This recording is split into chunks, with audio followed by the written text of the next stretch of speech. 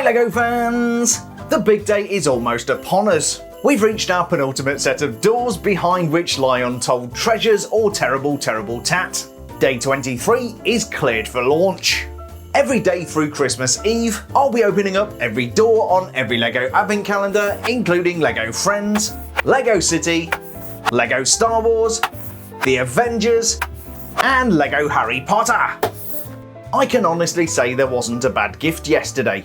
Okay, well I guess one may have slithered in. I don't think I've ever put a minifigure in last place before, but the backlash from the comments was ruthless. LEGO Harry Potter took 1 point for this Draco Malfoy minifigure. 4th place and 2 points went to LEGO City for this small-scale recreation of the winter holiday train. In 3rd, earning 3 points for the LEGO Friends was this table complete with candelabra cake and a tray of gin cocktails. I know where I'm going for Christmas. The Avengers came in 2nd, earning 4 points for their Thor minifigure complete with red scarf. But gift of the day, 5 points, and a festive bonus point went to LEGO Star Wars for the epic cuteness that was Grogu in his Christmas sweater. So after tearing open 110 advent calendar doors, LEGO Star Wars remains in last place with 65 points, but with a little help from Baby Yoda has narrowed the shortfall. 4th place is currently occupied by LEGO City with 66 points. In 3rd place with 67 points, it's LEGO Harry Potter. Sitting in 2nd with 70 points, say hello to my LEGO Friends. But retaining their place at the top of the table are the Marvel Avengers with 85 points.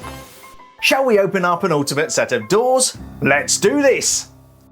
And so we've reached day number 23 and I can almost smell Christmas. We're starting out today with LEGO Star Wars and we don't really have a lot of doors left, so let's crack into door number 23.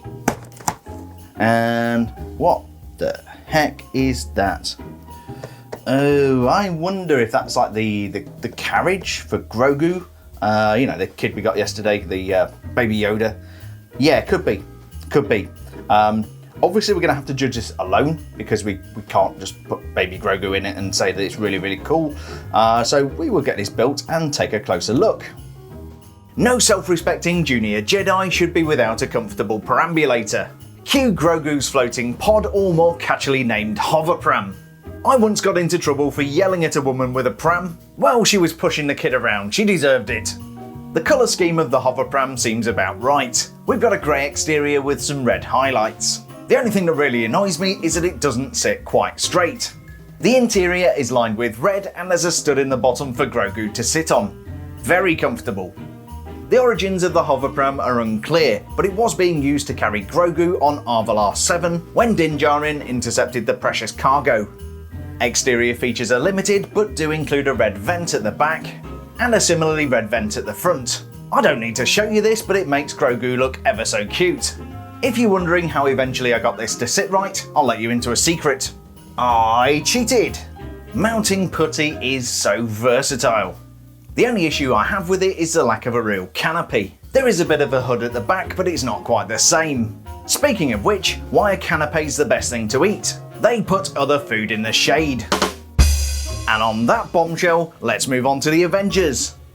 Moving swiftly along, we're going to be opening door number 112 of 120. And this is of course the Marvelous Avengers, and these guys have not disappointed this year.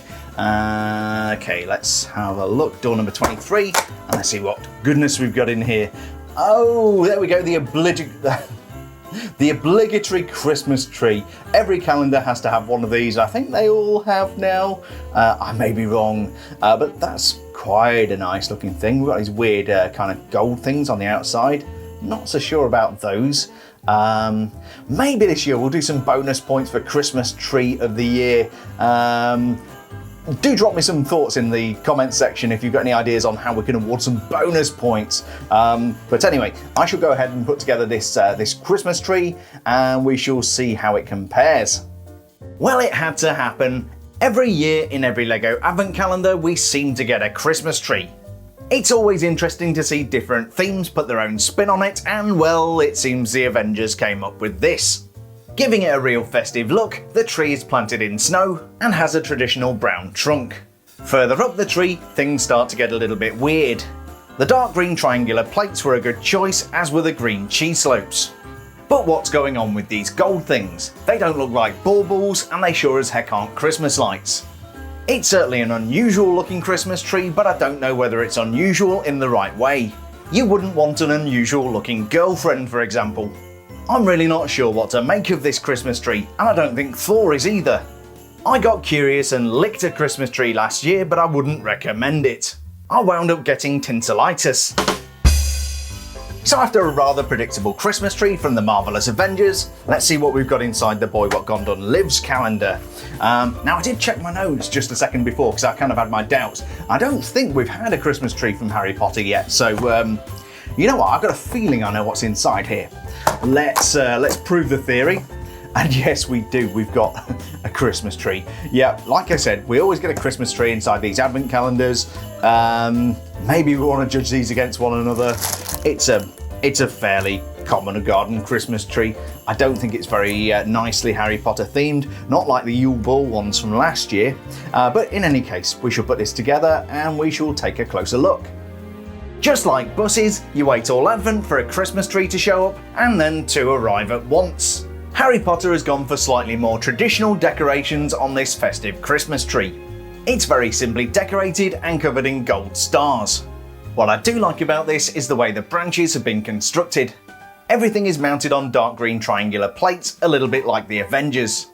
But then the tree gets some volume from the 1x2 green element, and those dark green elements which sit on top. The stars are very festive, but it would be good to see a few baubles. Reindeer absolutely love Christmas trees. They hang ornaments from theirs. The only really festive gift we've had from Potter so far was on day 4, when they gave us a wreath in the Privet Drive fireplace accessory kit. The Christmas tree is really nice, but doesn't fit with the overall theme of recreating Harry's journey to Hogwarts. I think when Harry leaves Hogwarts, he would make a great mafia boss. He always catches the snitch. Moving swiftly on, we meet again, LEGO friends. Let's open up door number 3 on those, not 3. What are you thinking, man? Door number 23. Man, it's been a long December. Yeah, we've got door number 23 of LEGO Friends, and hopefully something good. What is that? Yeah, not the greatest thing in the world. Oh, I see it's got the ice skates on the bottom, so I'm guessing this is going to be like a skidoo or snowmobile or whatever these criminal masterminds get around on when they're trying to escape with their ill-gotten gains. So let's put this together. I'm not going to pair it up with the minifigure or the mini micro doll, whatever it is, because we're judging it on its own merits. But yeah, hopefully it might get a point or two. I know I said on day 1 that this may be the last year for the LEGO Friends range, but LEGO does seem to be trying to kill off the girls. I do not recommend riding a snowmobile in nightdress and slippers. The headlamps at the front indicate that this is some kind of motorised transport. Confirming this, there's also a steering wheel, but it's not much use to Olivia without the Hands 2.0 upgrade. Usually with a snowmobile you would have some kind of engine and a motorised track. This one, however, only has ice skates on the bottom, not very good for delivering power. The ice skates can also be used on the feet of minifigures, so at least you can recycle these to make something useful. Speaking of skates, I took my psychic girlfriend ice skating once, but she fell through the ice. Luckily Claire's buoyant. The hook on the back may be a sign of inevitable disappointment for Christmas Eve. Maybe we'll get a trailer to help friends with their side business of counterfeiting Mr. Gold minifigures. So while this may not be the epic gift I was hoping for, will the lack of serious competition so far help friends score some points? Let's see what we've got from the team at LEGO City. And so our final gift on this Christmas Eve is LEGO City, which is in serious danger of coming last. That is, if the Boy What Gone Done Lived doesn't completely mess it up. Let's see what we've got behind door number 23, and what on earth is that? Okay, so we've got a clip at the front. Oh, we've got some train wheels, yeah, okay. So I'm guessing this is part 2 of the gift that we got yesterday. As always, I have to judge this alone. You know, I can't just connect it to the train and call it good. We've got a train car, I guess, here with some gifts on it. Not very good gifts. So yeah, this might not be good for LEGO City, but we shall put this together and then we'll give it a jolly good judging. So from LEGO City we have the second part of a two-part gift. Not the smartest move. This looks like a tender unit to accompany the steam engine we got yesterday. When you put them together they look pretty sharp, but as you know that's not how we judge things around here. I did say yesterday that the train is based on the 10254 Winter Holiday train set from 2016. But there is also an earlier version, the 10173 Holiday Train from 2006. You'll notice on the big set the tender is festively decorated. The small version is similarly festooned. Looks like we've got a bunch of Christmas presents waiting to be delivered. Other than that, we have the joy of real wheels which actually roll, and there are two exposed studs which look like somewhere for a minifigure to stand. Now we just need a responsible adult to drive the train. Oh look, it's local celebrity and raging alcoholic Shirley Keeper. Is our second instalment of the holiday train going to be enough to win gift of the day? Let's find out! So maybe not the epic selection of gifts I expected so close to Christmas. At least I won't be left holding the baby as I can dump him in this hover pram thanks to LEGO Star Wars. From the Avengers we got this peculiar looking Christmas tree. In a scene reminiscent of Groundhog Day, Harry Potter followed suit, also delivering the magic that is a Christmas tree. Friends gifted us what would appear to be part 1 of a 2-part series with this snowmobile type thing, and from LEGO City we are faced with having to judge the back end of a train. So which one of these disappointing Advent articles deserves a first-class trip on the LEGO City holiday train to receive the first gift of Christmas from Santa, and which needs to be stripped of all its needles, pulped into paper, and be used to print more money for the Heart Lake City Mafia to fund more of their criminal enterprises? Let's award some points! In last place, earning 1 point and a look of disapproval, is LEGO City for their generous gift of half a Christmas train. Dashing through the snow on one disappointing snowmobile are the LEGO Friends. They earned 2 points for their shoddy snow sliding skidoo, and the hook on the back hints at more pain to come. In third place and earning 3 points are the Avengers with this frankly strange looking Christmas tree with gold nipples. Today's runner-up with 4 points showing just how low the bar has been set is LEGO Star Wars. I used to be married to a Jedi, but she was always threatening me with divorce. And so by sheer dumb luck, Harry Potter takes gift of the day and 5 points for their predictable but well-timed Christmas tree. But that is not all. Oh no, that is not all. The bonus point for festive gift of the day also goes to LEGO Harry Potter because, well, Christmas tree. Tremendous. But do you agree with today's scores? Do I deserve to be taken out to the middle of a frozen lake and forced to swim with concrete flippers by the Heart Lake City Mafia for giving their snowmobile a feeling of low elf-esteem? Or can I expect a visit from LEGO City's bootleg Polar Express for leaving them angry about my unfairly favourable treatment of the Harry Potter Christmas tree?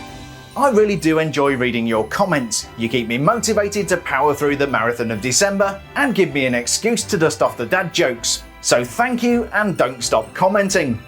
With only one set of doors remaining before we can stay up late to try and get an Elfie with Santa, LEGO City has dropped to last place and the shame of coal in their stocking with just 67 points. Star Wars Mando Edition, strangely lacking Mando, has hovered up into 4th place with a score of 69 dudes. The middle of our penultimate leaderboard is owned by the LEGO Friends with 72 points.